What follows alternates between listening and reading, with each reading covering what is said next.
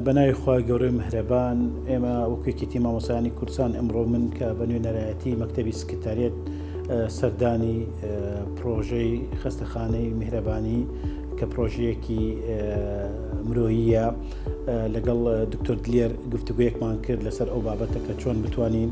مامۆستایانی سوود بوون من لەم پرۆژە مرۆییە کە بەڕاستی کە سەیرەکەی لە کامل نەک تەنها بەتەن کارێکی ئاسایی بێت لە ڕووی کوالێتی و لە ڕووی مواسفاتێکی بەرزەوە چ لە وەکو شوێنی بینا چ وەکو ئامێرەکان و ئەو بابەتانە کە بەکاردەهێنێت و لە ڕووی مەبدەئی وە لەگەڵ دکتۆرە دانیشتین و گفتوگویەکمان کرد لەسەر ئەو بابەتە کە ئێمە بتوانین پروتۆکۆڵێک ئیمزا بکەین لە نێوانێکی مامۆستایانی کوردستان و لە نێوان خەستەخانە بۆ ئەوە ژمارەیەکی مامۆستایانمان نەکتەنە لە شاری هەولێر لە هەموو شار و شارۆچکەکانی هەرێمی کوردستان لە بەرەوەی ئێمە تەمسیلی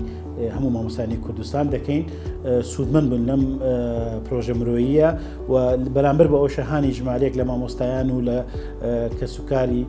مامۆستایان دەکەین کە ئەوانە لە ڕووی ئیمکانیەتەوە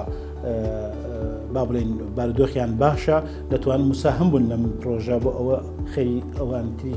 سوود لێ بێت مامۆستا دلێر کۆمەڵێ با بڵێن